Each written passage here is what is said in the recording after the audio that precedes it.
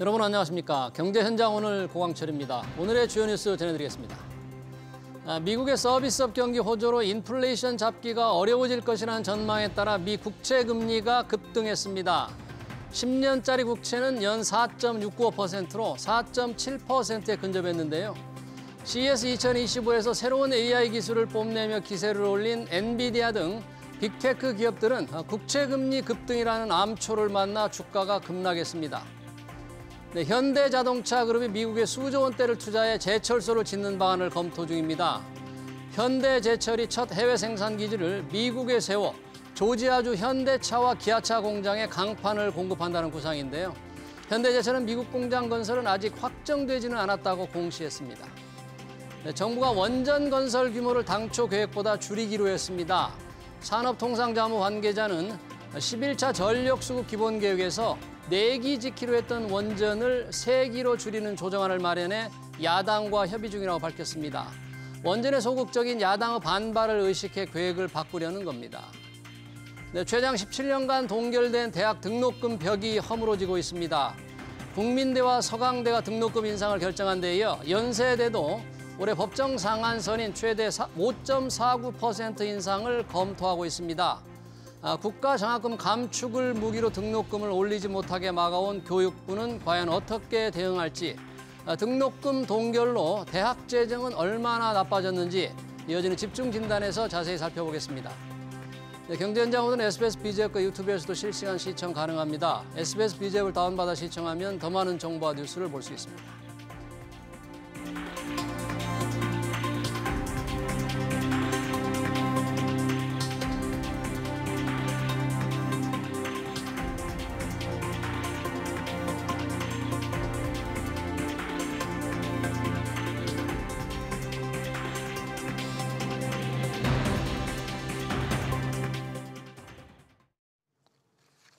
네, 대학가의 등록금 인상이 확산하고 있습니다. 학생들은 반대하지만 대학들은 이대로는 대학 운영을 할 수 없다며 인상에 시동을 걸었습니다. 등록금 동결로 대학 교육 환경이 얼마나 나빠졌는지, 교육부는 인상을 용인할지 전문가들과 토론해 보겠습니다. 김영철 서강대 경제학부 교수, 박승재 한국교육개발원 교육혁신연구본부장 나오셨습니다. 어서 오십시오. 반갑습니다. 안녕하세요. 네, 최근에 지금 대학들이 등록금 인상을 발표하고 있습니다. 서강대, 국민대가 지금 결정을 했고요. 주요 대학들이 지금 일제히 인상할 것 같은데 우선 그 구체적인 움직임이 어떤지 먼저 한번 좀 보겠습니다. 박승재 본부장님, 한국교육개발원에서 교육 문제를 전문하고 있는데 대학들 뭐 이렇게 다 발표를 지금 차례대로 하고 있는 겁니까? 실상이 어떻습니까? 예, 지금 우선 국민대와 서강대가 발표를 했고요. 예. 그다음에 연세대가 유력하게 검토를 하고 있는 것으로 밝혀지고 있습니다. 예. 그리고 서울의 주요 사립대, 큰 사립대학들이 인상 움직임이 있으니까 지방에 있는 소규모 사립대학이나 여타 사립대학들도 여기에 동조하는 그런 움직임이 예. 포착되고 있습니다.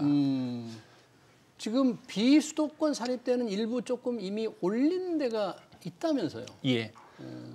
저희가 고등교육법 개정을 통해서 예. 등록금 상한선 제한을 두고 물가 상승이라든지 학부모 가계 부담 등을 고려해서 교육부에서 그동안 등록금 인상을 좀 자제해 주십사 하고 그렇게 요청을 했습니다만 대학 운영 사정상 어쩔 수 없이 올려야 되는 대학들은 그간 조금씩 올려왔습니다. 그래서 2023년, 4년 해서 약 10여 개 대학들이 일부 올렸고, 올린 적이 있습니다. 지금 이제 수도권의 주요 사립대 위주로 인상 계획을 발표하고 있고, 김영철 교수님, 서강대 인상 결정했어요. 예. 네, 서강대 계시는데 가장 먼저 지금 올해 인상 네.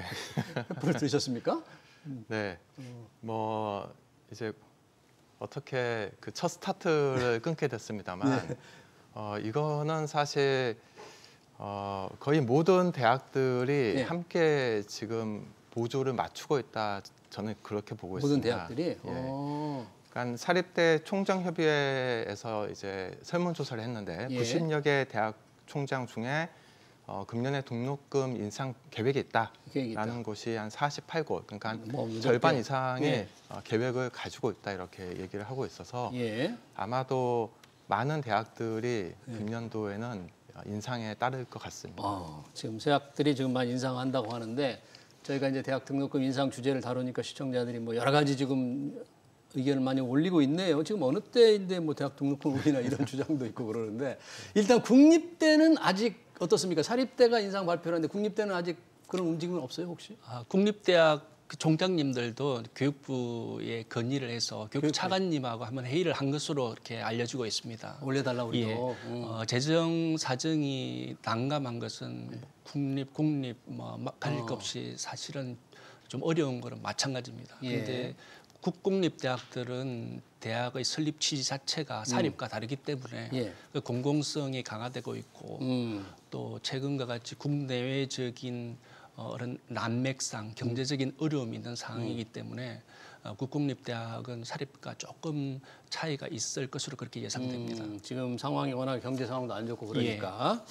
자, 이 대학 등록금을 못 올린 게 정부가 이제 규제를 해왔는데 이게 2009년부터 시작됐다면서요. 이렇게 오랜 동안 등록금을 못 올렸으면 대학들 재정 상황, 학교 시설 지금 상황이 어느 정도로 안 좋아졌습니까? 네, 이것을 말씀드리려면 상당히 저도 좀 참담한 마음이 있습니다. 네. 그러니까 국가장학금 2 유형이라고 있습니다. 국가장학금. 국가장학금 1 유형은 학생들한테 직접 장학금을 지급하는 것이고요. 국가장학금 2 유형은 대학들에게 장학금을 나누어 줍니다. 연간 한 2,600억 정도의 예산을 대학들의 장학금으로 쓰라라고 나누어 주는데 그 조건이 등록금을 동결 혹은 인하한 경우에만 이 국가장학금 2 유형으로 나눠주겠다. 그러니까 대학들 입장에서는 만약에 등록금을 올리게 된다면 학생들한테 가야 할 이 장학금을 받지 못하는 거죠. 그러니까 이건 학생들한테 굉장히 큰 신뢰가 되는 거죠. 학교 입장에서는. 그래서 차마 이렇게 등록금을 올리지 못하는 상황이 지금 16년째 지속이 되어 왔습니다. 16년째. 그러니까 2009년도에 당시에 사립대학 등록금이 740만 원이었거든요. 지금 대략 740만 원입니다. 아직도 그대로 16년 전이나 그대로. 그러니까 이게 물가 상승이 한 1.4배 정도 지금 진행이 됐거든요. 그냥 16년 사이에. 그러면 물가 상승대로만 따라간다면 한 1,030만 원 정도까지 올라가야지 이제 정상적으로 이제 물가를 반영한 수준의 등록금이 되는 거죠. 그런데 이게 740만 원에 그대로 멈춰 있으니까 대학들로서는 이제 매해 실질적인 예산 삭감이 매해 일어나고 있습니다. 물가를 감안하면 실제로 예산이 깎이는다. 깎이면 줄어든다. 그러면 어떤 일이 지금 대학이 실제 운영되고 있습니까? 대략 한 30% 정도의 실질 예산이 이제 감소가 됐는데 뭐 예를 들면 이제 공대 같은 경우에 실험 실습 기자재들을 확충할 수가 없는 새로운 첨단 기자재를 사들이기도 어렵고 음대 같은 경우에는 방음 시설이 시간이 지나면은 노후화되지 않습니까? 방음이 안 된 상태에서 음악 교육을 해야 되는 그런 상황이고요. 저희 이제 사회과학대학 같은 경우에는 논문을 구하지 못하는 그런 경우도 많습니다. 논문을 저도 이제 해외 유학가에 있는 제자한테 연락해서 논문 좀 보내달라 뭐 이런 경우들이 흔하게 발생하는데 논문 구독이라든지 새로운 학술 잡지 구독도 다 돈을 내야 되는 건데 그게 다 계속 줄이고 있습니다.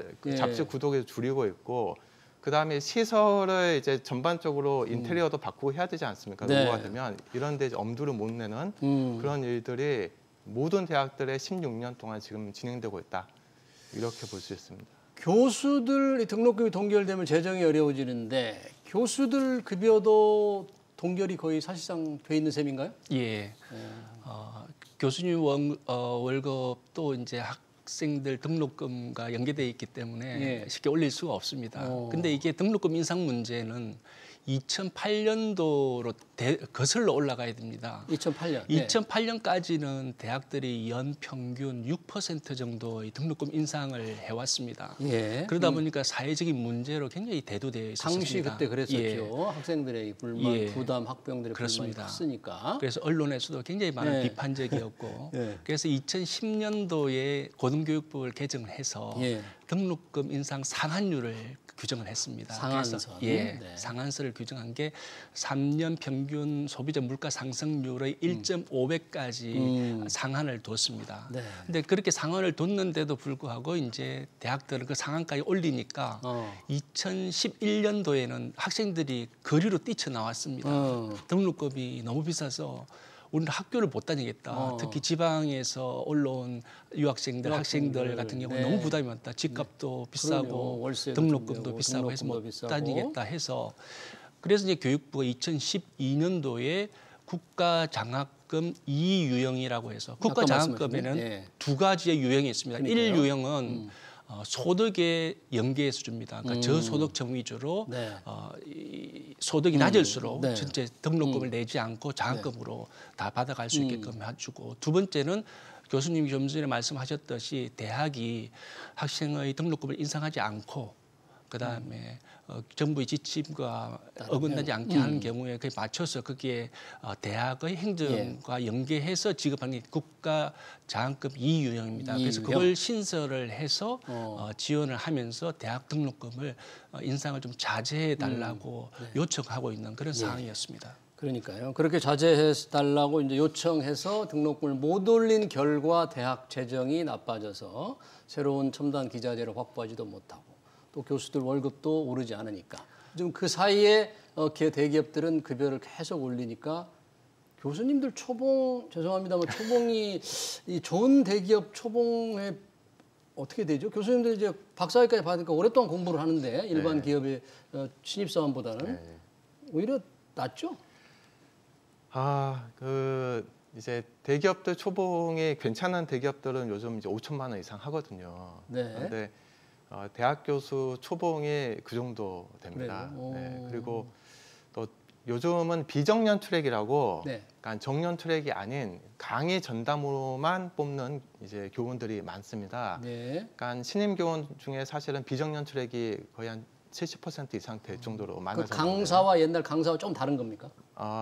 그렇습니다. 약간 시간 강사 중에서 학교에서 완전히 고용되어 있는 전임 시간 강사다. 전임 시간. 그분들은 급여가 아주 안 좋아요? 이분들은 보통 한 연봉 3천 혹은 4천 뭐 이 정도 됩니다. 다 좋은 대학에 박사학위를 받으신 분일 텐데. 보통 한 석사, 박사 마치고 또 시간 강사하고 포닥하고 한 10년 정도 공부하신 분들인데 그러니까요. 뭐 3천, 4천 정도의 연봉으로 임용되는 게 보편적이고요. 정년 트랙으로 바로 임용되는 그러니까 뭐 6천, 7천으로 임용되는 분들은 굉장히 운이 좋은 분들이고 그래요. 그런 정도의 상황입니다. 지금 말씀하신 비정년 트랙의 급여를 보니까 일반 대기업 초봉의 평균 초봉에 못 미치는 것 같습니다. 한참 못 미치는 수준입니다. 못 미쳐서 일반 대기업에 들어가는 나이보다 훨씬 대학의 그 비정년 트랙도 공부도 오래 하신 분들이니까 그렇습니다.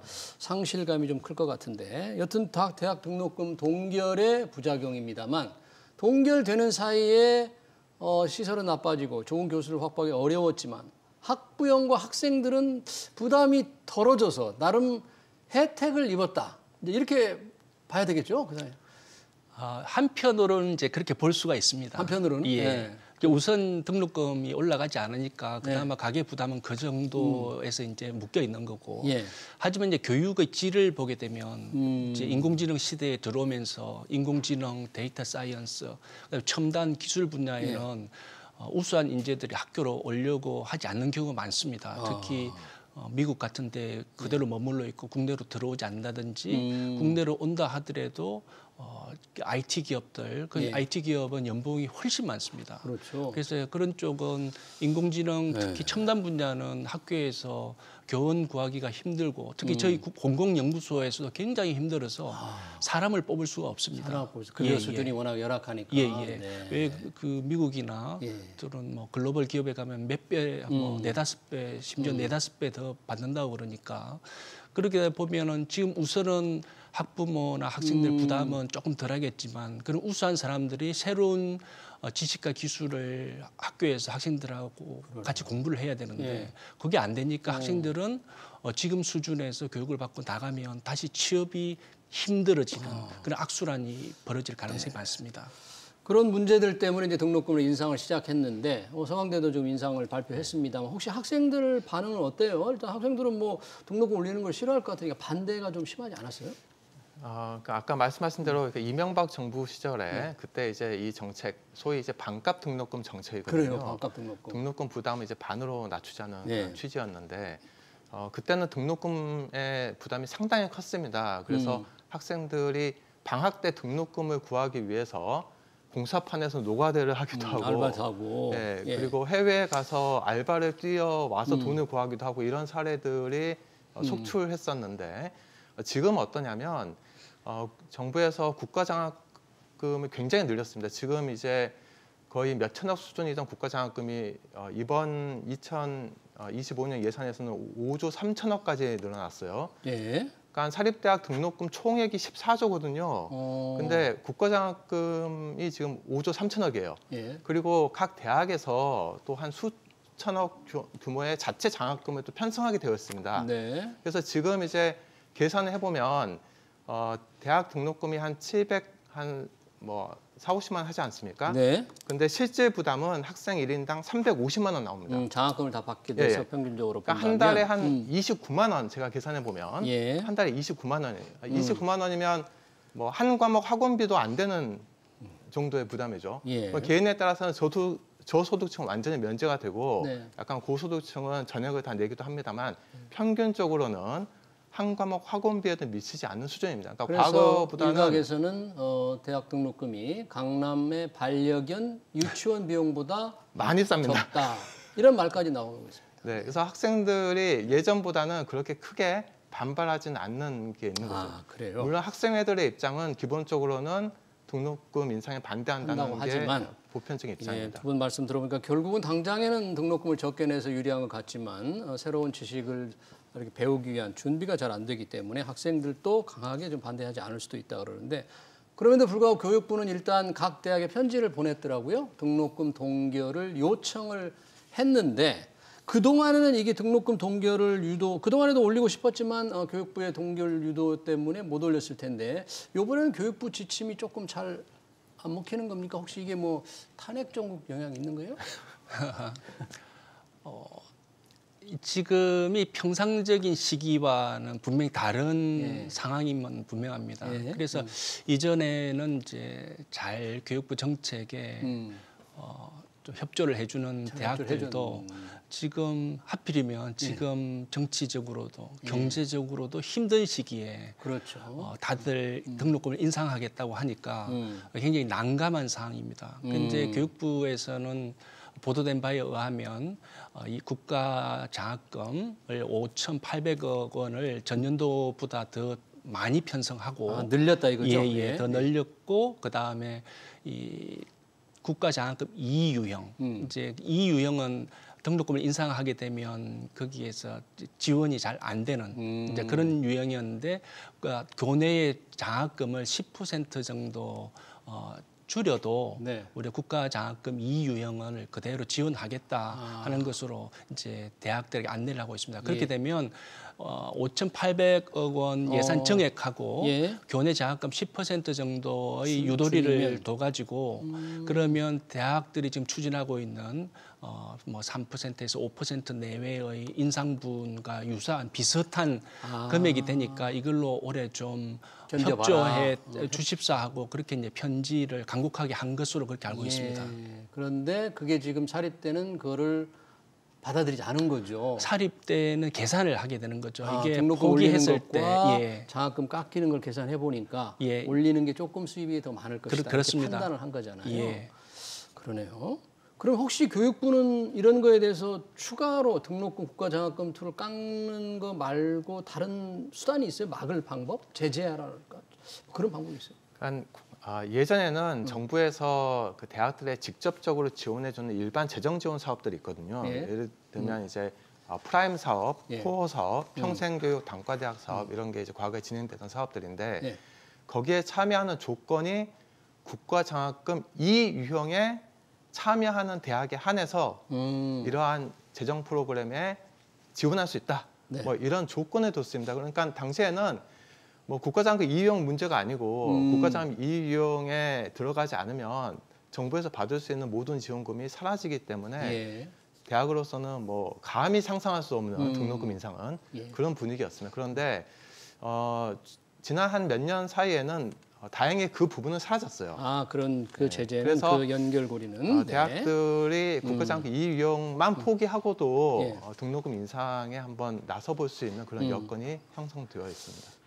이게 좀 정확하게 그 사립대학에 뭐 적립금이라는 게 있다는데 그 적립금을 사용할 수는 없나요? 등록금 인상 대신에 적립금이라는 건 어떻게 쓸 수 있는 거예요? 원래 적립금이라는 것은 이 연구라든지 또는 건축, 그다음에 장학, 퇴직 이런 목적으로 쌓아두는 금액입니다. 그러니까 장기적으로 미래를 대비해서 우리가 큰 시설 투자라든지 그런 또 재정 안정화를 대비해서 이제 적립해 두는 금액입니다. 그래서 당장 적립금을 사용한다 하더라도 이 적립금의 고유한 용도 자체가 미래 대비, 장기 대비로 그런 큰 사안에 써야 될 돈인데 이걸 등록금 인상분에 이걸 대체해서 쓴다고 그러면 이게 결국은 장기적인 문제를 단기적으로 해결하려고 하는 그런 땜질식이 될 수 있습니다.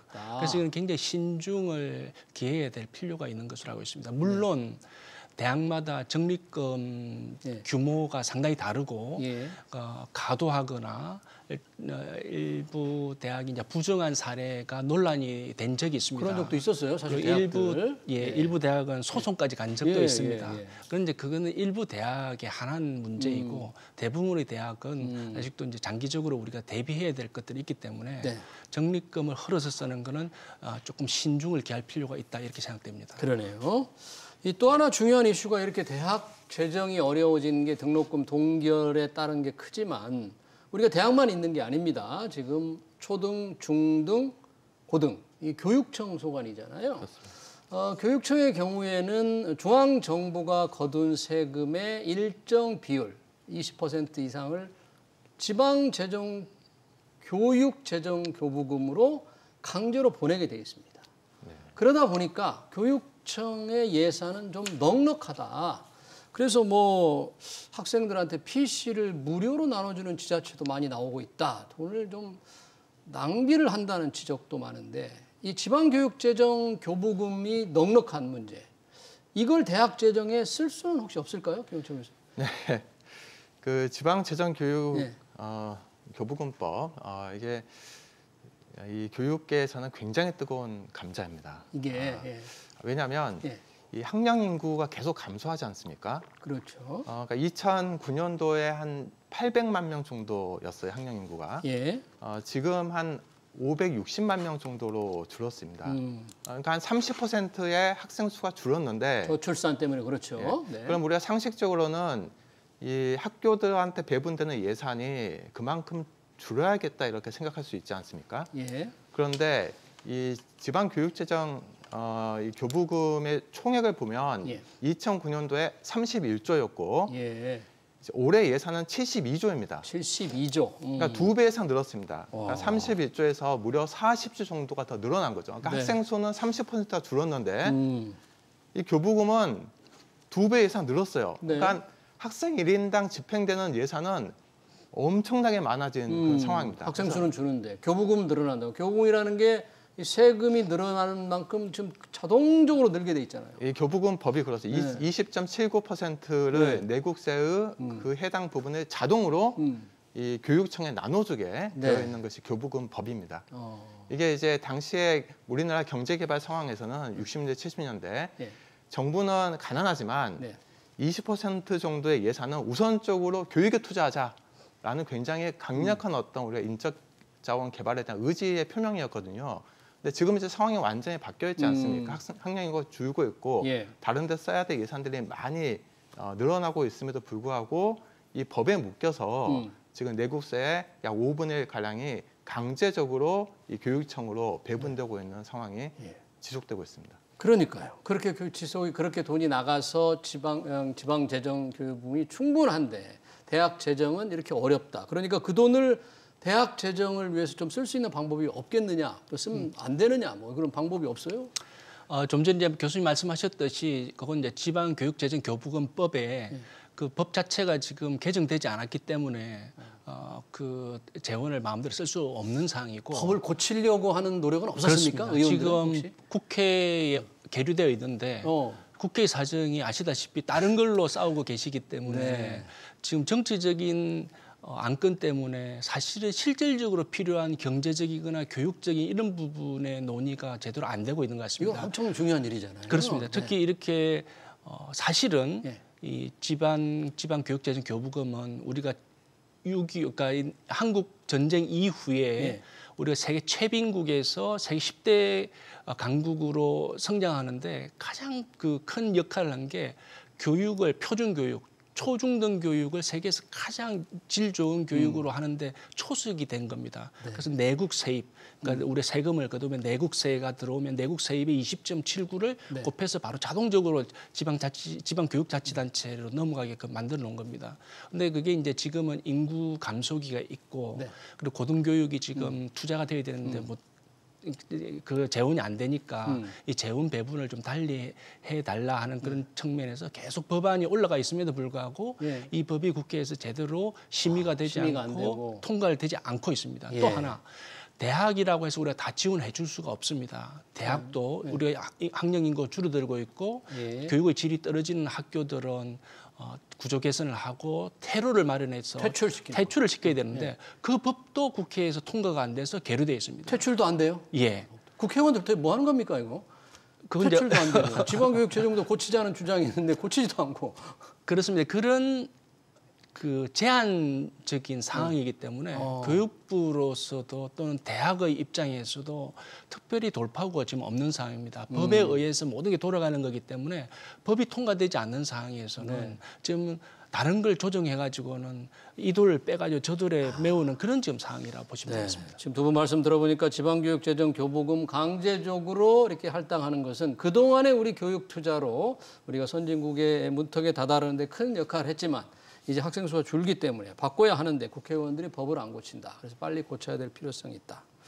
자, 이거 국회의원들이 법을 안 고치니까 뭐 여기서 두 분이 아무리 큰 소리를 외쳐도 소용없는 일인데 그러면 등록금을 조금 인상하면 학생들이 조금 저항할 수 있으니까 등록금을 뭐 인상하지 않고 다른 방법 재정을 확충할 수 있는 다른 방법이 혹시 있을 수 있나요? 다른 나라는 어떻게 할까요?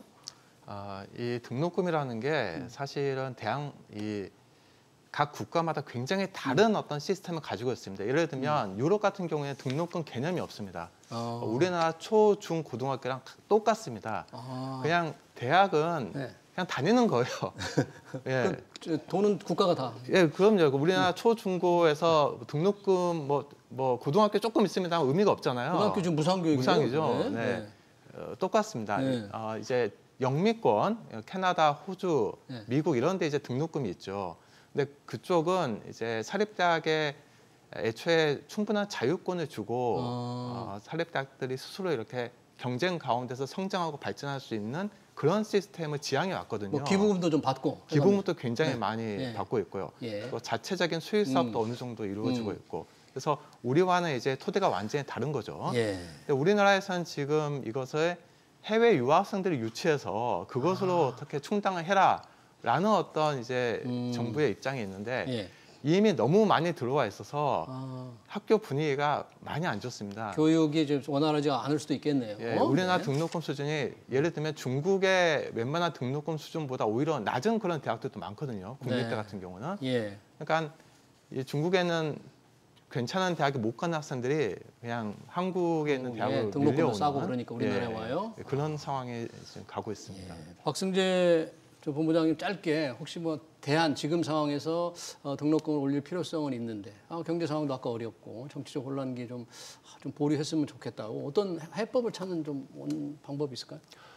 아시다시피 대학은 기업이 아닙니다. 영리 기업이 아닙니다. 그래서 굉장히 재원을 조달하는데 한정적인 요소가 있습니다. 그래서 등록금 이외에 저희가 할 수 있는 게 기부금. 미국 같은 경우는 우리 대학 자체가 설립된 게 미국식을 채택하고 있습니다. 그런데 미국은 기부금 제도가 활성화되어 있기 때문에 기부금을 통해서 저소득층 학생들이라든지 대부분의 학생들이 등록금을 아주 낮게 다니는 고급 사립대학조차 그렇습니다. 특히 최근에 보도된 바에 의하면 존스 홉킨스 대학이나 하버드 대학 같은 경우에는 가계 소득이 일정 수준 이하면 등록금을 거의 안 내도 되는 정도로 기부금을 가지고 그렇게 쓸 수 있는데 우리는 사회 정서가 예전에 한번 기여 입학제가 나와가지고 그게 부정적인 측면만 과장 보도되어가지고 그 부분이 지금 될 수가 없습니다. 그래서 그 부분은 지금 이러한 난맥상에서 해결할 수 있는 뾰족한 수단이 없기 때문에 기부금 내지는 그런 기여 얘기를 좀 입학제에 본격적으로 대한 좀 얘기할 필요가 있겠네요. 그런 부분에 대한 논의를 정말 진솔되게 해야 될 필요가 있고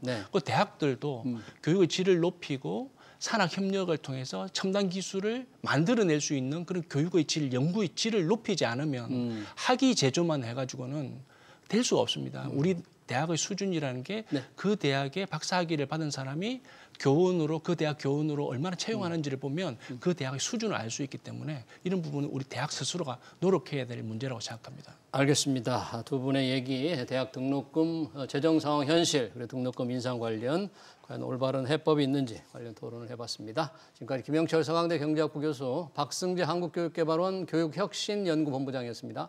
고맙습니다. 네. 감사합니다. 감사합니다. 네.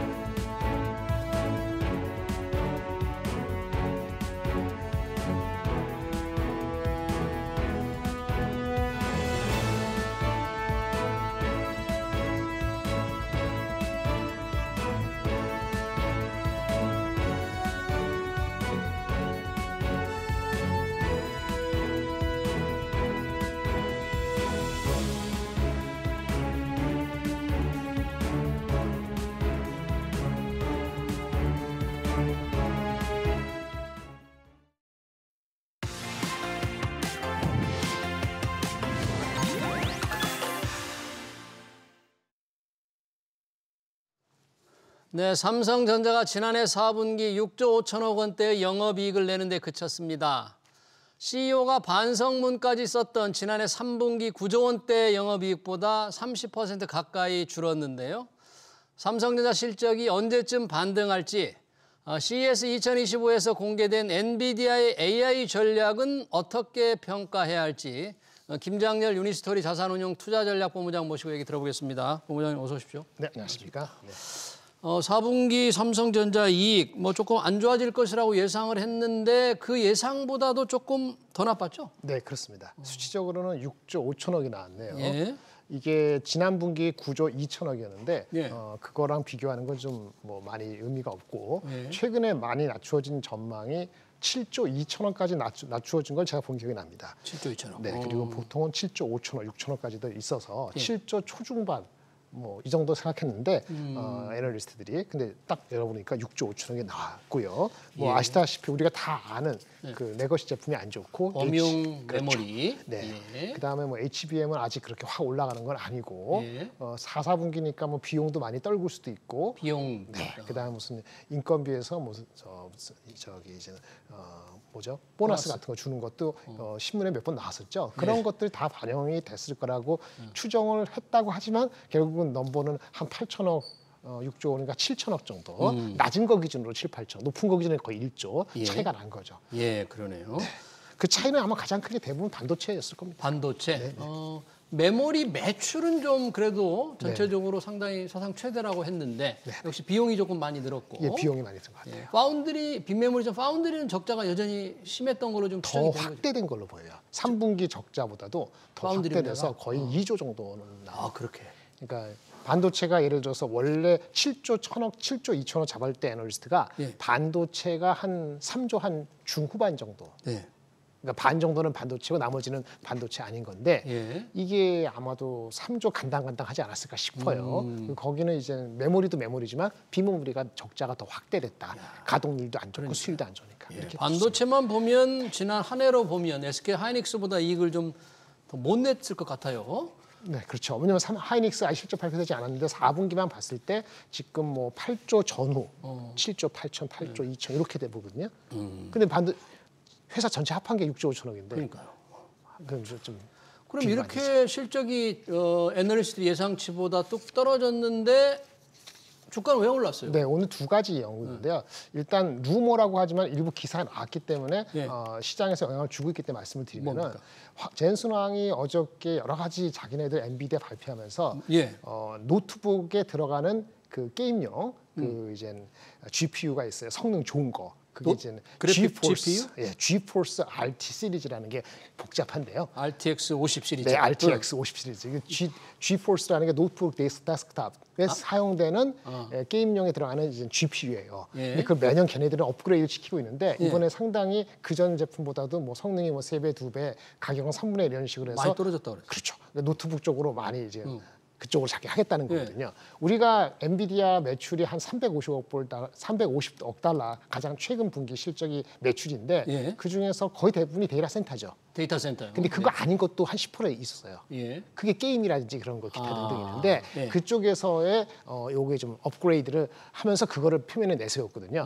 그런데 거기에 들어가는 제품을 딱 D램, 마이크론, 마이크론이라고 얘기했어요. 마이크론 G7 한 거는 그래픽 DDR7 이런 얘기거든요. 그래픽용 D램, HBM은 좀 다릅니다. 싼 건 아니니까. 그래픽 DDR 가장 최신 버전 7, G7 D램이라고 얘기를 하고 그렇죠. 이렇게 얘기했는데 오늘 이제 아침에 어느 순간에 그러니까 아마 장 시작되고 좀 지나면서 그게 루머로 돌기도 하고 일부 기사가 어디 나왔는지 모르겠습니다. 나온 것이 그거 마이크론 거 아니에요. 삼성 거예요. 아니면 뭐 다 쓰는 거예요. 뭐 여러 가지 확인되지 않지만은 그게 나오면서 이거는 어저께 얘기한 거는 잘못됐구나. 그렇게 되면서 주가가 물론 실적이 나쁘게 나왔음에도 불구하고 선반영이라는 생각에서 별로 빠지지 않았죠. 근데 이제 상승폭을 1%에서 2%, 3% 올라갈 때는 이것이 상당히 핵심적인 요인으로 작용한 것 같다. 어제 지금 말씀하시는 거 보니까 그 GDDR7, GeForce RTX 50에 들어가는 건 마이크론 테크놀로지 것이라고 얘기를 한 다음에 젠슨 황이 이게 삼성전자, SK 하이닉스가 그걸 만드는지 몰랐다 뭐 이런 보도도 잠깐 나온 적이 있었잖아요. 네, 그분의 그 코멘트가 좀 약간 모를 수가 있어요, 그걸? 모호했다고 보여지기도 하고 일부러 뭔가 이렇게 한 게 아니라면은 그렇게 들릴 수 있어서 좀 어리둥절 약간 헷갈린다고 얘기를 많이들 했었죠. 근데 오늘 기사 나온 거나 아니면 얘기 나온 거는 이게 삼성 하이닉스 거 아니냐 이렇게 얘기 나왔는데 그게 하나 축이고 또 하나는 뭐예요? 젠슨이 또 한번 들었다 놨다 했죠. 그 HBM 콜 지금 하고 있는 거 그거 성공할 것이다. 성공할 것을 확신한다. 네, 확신한다. 그것도 같이 결합이 되니까 생각보다 많이 오른 거라고 볼 수 있는 겁니다. 성공할 것으로 확신한다. 뭐 엔비디아 이제 품질 테스트인데 확신한다는 얘기는 현재로서는 테스트 통과하지 못했다는 게 분명한 사실이고 또 새로 디자인을 바꿔야 한다 뭐 이런 표현도 했잖아요. 두 가지가 다른데요. 그 원래 추구하는 HBM3의 8단 10이다. 요거는 콜이 아직 다 끝나지 않았죠. 8단은 공급을 하고 있을 것이고 12는 이제 콜이 이제 진행이 되고 있는 걸로 알고 있는데 그것이 이제 애널리스트마다 다르고 회사가 정확히 컨펌 안 해주지만 보통 시장에서는 상반기에 끝내서 그 하반기부터는 출하되는 거예요. 그렇게 이제 예상을 하고 있는데. 근데 상반기 어떻게 정확히 끝나서 하반기 얼마만큼 램프업했고 하이닉스랑 경쟁할지는 모르지만 끝내야지 경쟁하는 거 아닙니까? 그리고 그거가 성공할 것이다 이렇게 얘기를 해준 거고요. 예측이. 그렇다고 뭐 넘버까지는 하는 게 아니에요. 그리고 두 번째 아까 새로 칩 디자인 하라는 거는 HBM4라든지 그 다음 세대의 준비는 제대로 된 칩을 기반으로 해서 제품이 공급이 HBM이 돼야 될 것 같다. 그 얘기입니다. 근데 그것도 시장에서는 삼성전자가 근본적인 D램의 다이 칩부터 설계를 해야 된다는 얘기를 작년에 했었기 때문에 그게 진행이 되고 있어요. 근데 그거는 요거랑 앞에 거랑 지금 콜되는 거랑 별도로 또 진행되고 있는 거기 때문에 이거는 제대로 되면은 내년도에 얘기가 출하가 되는 거고 거기에 대한 콜은 올해 하반기에 이루어져야 되는 거죠. 그러네요. 그러니까 하나하고 약간 다른 건데 믹스돼 있고 그 전에 이제 어저께 마이크론에 대한 얘기도 아니네 이렇게 되면서 뒤집박 됐는데 조금 시장에서 혼선이 지금 있었고요. 근데 이제 긍정적인 방향으로 왜 주가가 실적이 나쁘니까 거꾸로 생각하면 실적이 너무 나빠서 많이 나빠서 1분기가 이거보다 더 나쁠까라는 생각을 동시에 할 수 있거든요. 사람이. 그렇죠. 그럴 것 같아요. 1분기 어떨 것 같아요? 그러니까 애널리스트들이 7조 5천억, 7조 2천억, 7조 8천억을 예상을 했을 때 1분기 숫자가 그거보다 조금 내려가는 걸 잡혀놨거든요. 한 3, 4천억, 4분기를 7조 2천억 정도 봤을 때 3, 4천억, 5천억 빠지는 걸로 잡혀 있는 게 보통 컨센서스인데 1분기가. 근데 이게 확 내려갔잖아요. 그러니까 요걸 어떻게 할 것인지에 따라 갖고 이번 분기가 지난 분기가 바닥이었을 수도 있다는 생각을 할 수 있는 거 아니겠습니까? 그런 심리까지 가면은 저가 매수라는 생각이 들 수도 있는 거죠. 그런 것이 다 대부분이 긍정적으로 반영해서 오늘 주가가 3% 넘게 오르는. 그렇죠. 네, 그럼 종합적으로 본다면 올해 삼성전자의 실적 지금 이제 4분기 전 3분기에 뭐 CEO가 반성문도 썼잖아요. 이익 적게 냈다고. 근데 그거보다 더 줄었으니까. 아니 생각해 보세요. 우리가 9월달, 8월달에 3분기 실적을 원래 얘기했을 때 8월달에 여러분 다 까먹었어요. 13조 예측했어요. 13조. 그러다 9조 나온 거고 나왔잖아요. 이번 분기가 7, 8조 하다가 6조 5천 나온 건데 그동안에 한 5개월 동안 제가 나와서 맨날 한 4, 5개월 동안 내리 까는 거잖아요. 맞아, 그런데 자사주로 막고 있었고 여전히 콜이 안 됐지만은 이제는 너무 많이 맞아갖고 더 이제 할 게 없고 올라갈 것밖에 없다 이런 생각을 가질 수도 있는 거죠. 젠슨하고 이런 코멘트에 힘을 북돋아서 그렇게 해석할 수밖에 없습니다. 왜냐하면 그렇게 해석할 수밖에 없는 거는 최근에 이번 달 들어서 1월 2일, 3일, 그렇죠? 그다음에 지난 월요일까지 며칠 전까지 삼성전자 하이닉스가 많이 올랐잖아요. 하이닉스가 오른 거 핵심은 HBM 수요가 좋다는 거예요. 그러니까 HBM 수요는 원래 생각보다 한 20% 정도 더 좋을 수도 있다는 그런 기대감이 연초에 잡힌 거예요. 그래서 마이크론도 그렇고 하이닉스도 오른 거고 엔비디아도 오른 거고 TS는 다 오른 거거든요. 근데 삼성은 못 갔죠.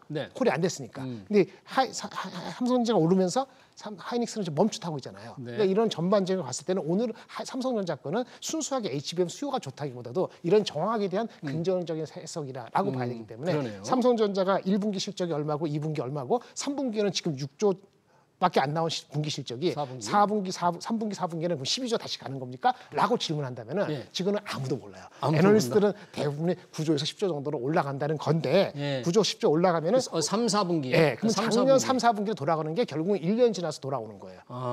근데 그게 9조, 10조라도 맞다면은 지금 주가에서는 좀 더 갈 수가 있죠. 우리 미래를 앞당겨서 보는 거니까. 근데 9조, 10조 예측을 했습니다만은 그거가 되느냐 안 되느냐는 것은 HBM 수요의 콜이 얼마나 되느냐.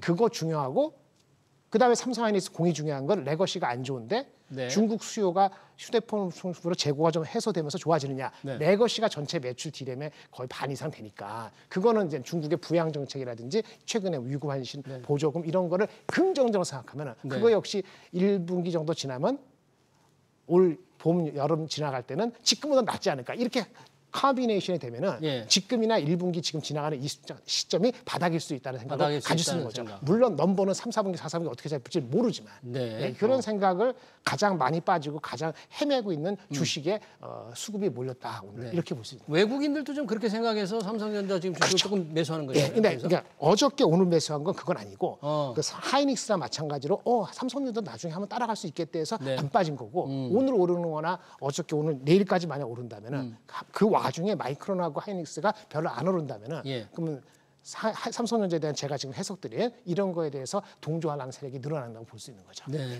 지금 SK 하이닉스가 최근에 좀 괜찮았는데 20만 원 한때 넘기도 했잖아요. 그렇습니다. 올 한 해 전체적으로는 상승 탄력, HBM 수요가 좋다면은 SK 하이닉스에 조금 더 긍정적인 기운이 있을까요? 그게 이제 아주 심플하지가 않습니다. 왜냐하면 주가가 삼성 하이닉스가 좀 올랐잖아요. 엊그저께 20만 원 갔다 갔다 하고 20만 원 갔을 때 PER이 좀 올라온 거고 삼성전자부터 말씀드리면 삼성전자가 PBR을 1배 기준으로 왔다 갔다 하면은 그게 6만 원이에요. PBR 1배 기준. 0.95배가 57,000원. 1.05배가 64,000원. 그럼 57,000원에서 64,000원이라 하면은 이게 넘버가 왔다 갔다 할 수 있으니까 대충 그 정도면은 상당히 공방전 할 거예요. 그거 지나면 싸지 않다고 볼 것이고 그다음부터는 실제 분기 영업이익을 다시 요구할 것이에요. 하이닉스가 20만 원 왔을 때 전고점 24만 원으로 갈 때는 PER이 사이클 주식이기 때문에 쉽게 10배는 안 줍니다. PER 10배를 주면 애널리스트 기준으로 28만 원 정도, 26만 원, 7만 원 나와요. 그런데 이제 그렇게 안 가는 사이클, 하반기 어떻게 될지 모른다는 거, 레거시가 어떻게 될지 모른다는 것 때문에 디스카운트해서 8배, 9배 주면은 그게 20만 원 초반에서 20만 원 중반이에요.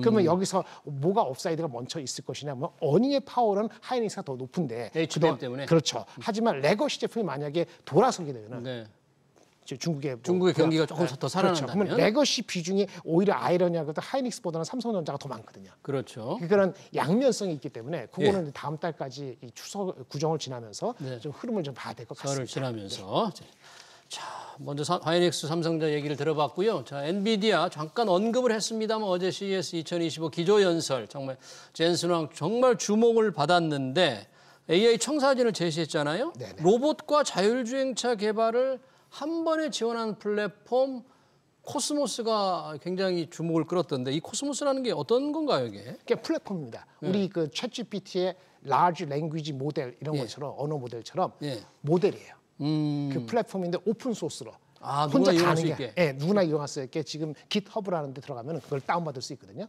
그래서 데이터를 확보하기 위해서 이제 오픈한 거예요. 근데 자기네가 준비한 걸 선 보인 거죠.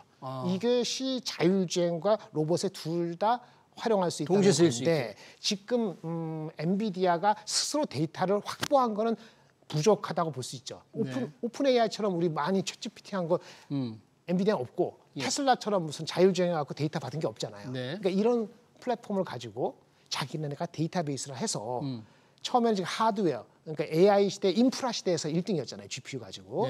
근데 결국은 소프트웨어 시대에서의 헤게모니까지도 잡겠다는 그런 의지를 표명한 거기 때문에 엔비디아 입장에서는 이런 거죠. 메타 플랫폼, 메타는 저 여러 가지 뭐 우리 그 페이스북이라든지 여러 가지 데이터가 많잖아요. 근데 그걸 가지고 활용하기 위해서 걔네들도 챗GPT 같은 라지 랭귀지 모델을 오픈 소스로 했거든요. 근데 시장에서 아직 평가를 제대로 하고는 있지 않지만 그래도 지켜보고 있는데 엔비디아도 마찬가지로 오픈 소스라는 것은 데이터베이스를 해가지고 얘네들의 소프트웨어의 헤게모니를 넓힌다는 개념으로 본다면은 엔비디아 주가를 본다면 상당히 긍정적인 기대를 할 수 있는 중장기 코스모스가 로봇과 자율주행에 동시에 쓰이면 근데 이것도 오픈 소스로 한다 그렇죠. 근데 해가지고 지금은 데이터베이스가 안 돼 있기 때문에 어떻게 될지는 지켜봐야 되지만 활용도가 늘어나면 여기에 들어가는 반도체는 다 결국 엔비디아 걸 또 쓰게 되는 칩을 쓰게 된다. 그렇죠. GPU 하게 되는 거죠. 쓰게 되는 거니까. 그렇죠. 그러니까 하드웨어는 강화되는 거 말할 것도 없고 그 소프트웨어에서 데이터베이스까지 확보하게 되면은 하드웨어 중심으로 평가됐던 회사가 소프트웨어적인 밸류에이션으로 올라갈 수 있기 때문에 아마 지금 애널리스트들이 한 170불, 180불 하는 거는 그런 가능성까지 잡아놓지 않았기 때문에 향후의 목표 주가는 더 올라갈 밸류에이션 배수는 올라갈 가능성이 있다. 이걸로. 근데 문제는 그런 뭐 코스모스건 뭐 아까 지포스 뭐 좀 복잡한 얘기도 하고 그다음에 또 여러 가지 또 얘기 뭐 AI 개인용 AI 컴퓨터. 그 말씀 제가 여쭤보려고 그랬어요. AI 개발에 최적화된 초고성능 개인용 슈퍼컴퓨터.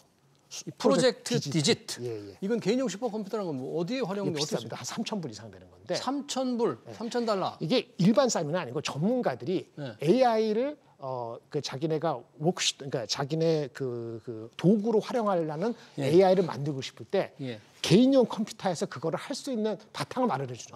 그럼 얼마나 성능이 좋아지겠어요? 성능이 좋은 제품이 있어야 되겠어요. 그러니까 지금 우리가 알고 있는 컴퓨터하고 다르게 예전에 뭐 하이엔드 워크스테이션 이상에 되는 급으로 조금은 싸게 내세우겠다는 거죠.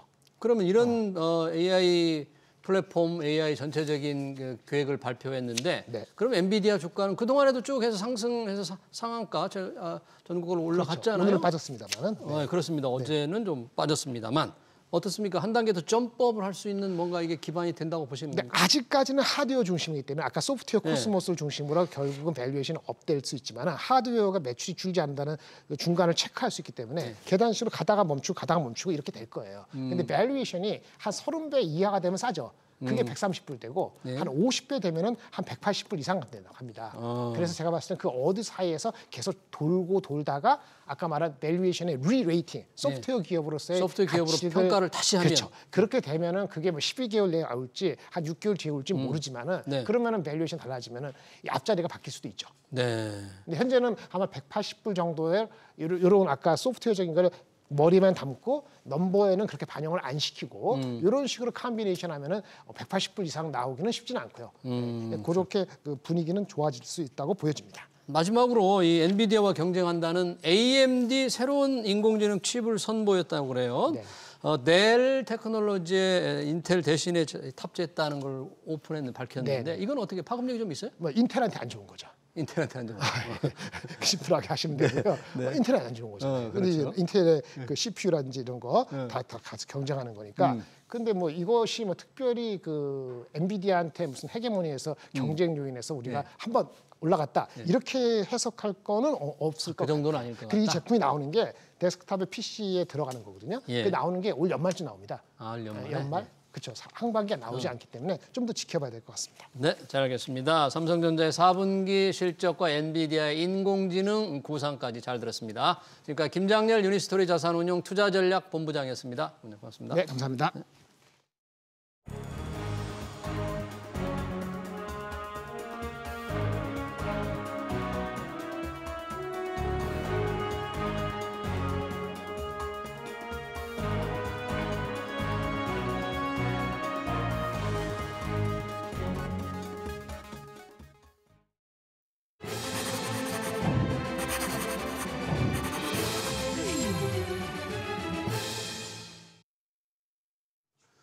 네, 대학이 등록금 인상을 시작했습니다. 정부가 국가 장학금을 무기로 17년간 동결을 강요해왔죠. 대학 등록금이 강남 반려견 유치원보다 싸다는 말까지 나왔습니다. 대학은 피폐화됐죠. 좋은 교수를 모시기 어려워졌습니다. 대조적인 것은 초중고를 관할하는 교육청 예산은 넉넉하다는 겁니다. 학생 수가 줄어드는데도 중앙정부에서 내려가는 지방교육재정교부금이 풍족하기 때문입니다. 교육청은 돈이 남아 배가 부르는데 대학은 배를 골고 있습니다. 얼마나 엉터리입니까?